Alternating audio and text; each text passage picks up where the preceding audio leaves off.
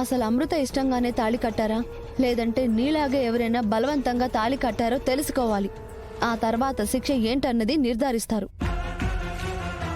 నువ్వు కూర్చో గంగా. ఏది ఏమైనా ఈ రోజు విషయం తేల్చాల్సిందే. పర్వాలేదు, కూర్చునే స్థానం ఉండొచ్చు, కానీ కూర్చునేంత పరిస్థితి నా వాళ్లే నాకు తీసుకురాలేదు. నేను అక్కడ కూర్చోను.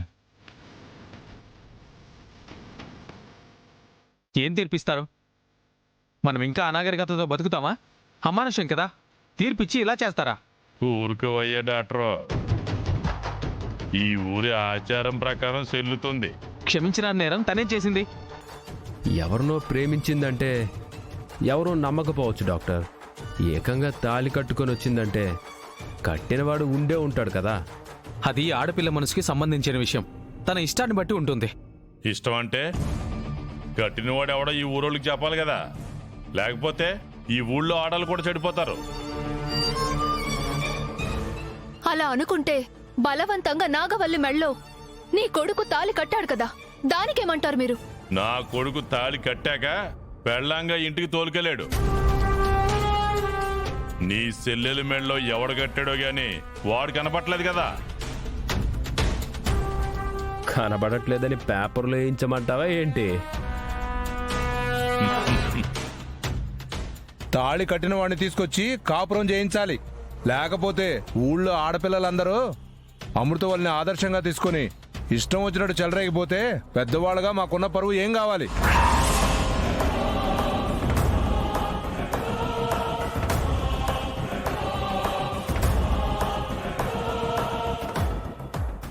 చెప్పమ్మా అమృతవల్లి, పెళ్లి ఎలా చేసుకున్నావు?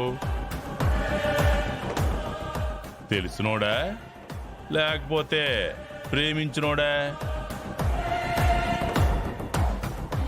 తాళి కట్టిన వాడు ఎవడో చెప్పకపోతే మాత్రం తల వంచి తాళి కట్టించుకోవాల్సిన ఆడపిల్ల చేసిన పనికి అదే తల వంచి తల మీద నీళ్లు పోసి అదిగో చూడు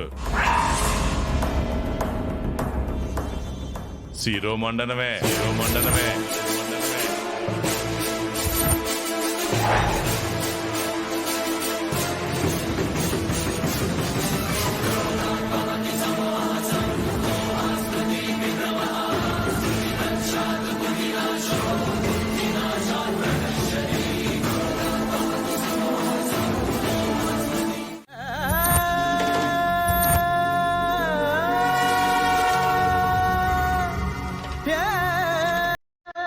ఈ ఊరి సర్పంచ్గా తీర్పు చెప్పాల్సింది నువ్వే గంగా.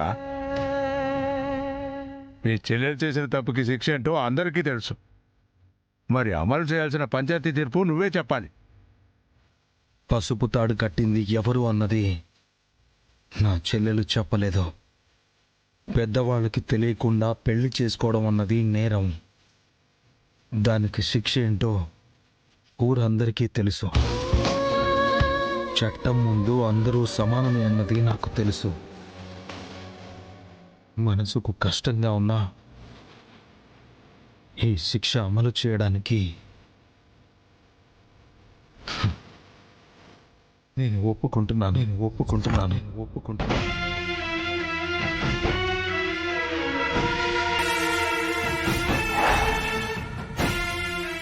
రేయ్, పంచాయతీలో తీర్పు కూడా అయిపోయింది. గాడిని తొలగరండి, దీన్ని తీసుకెళ్లి కూర్చోబెట్టండి.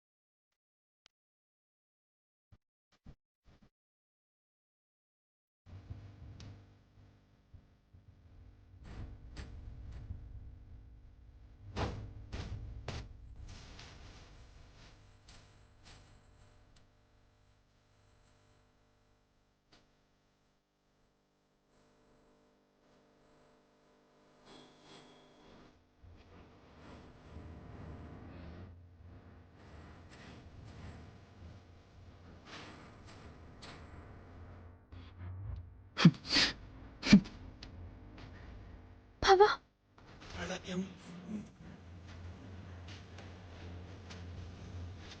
అక్క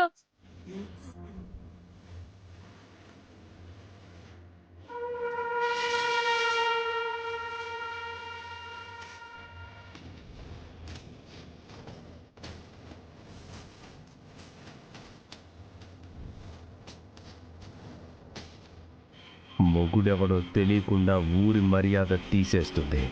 ఇలాంటి తప్పు చెయ్యాలంటే ప్రతి ఆడపిల్ల భయపడాలి. అమృత అమృత అమృత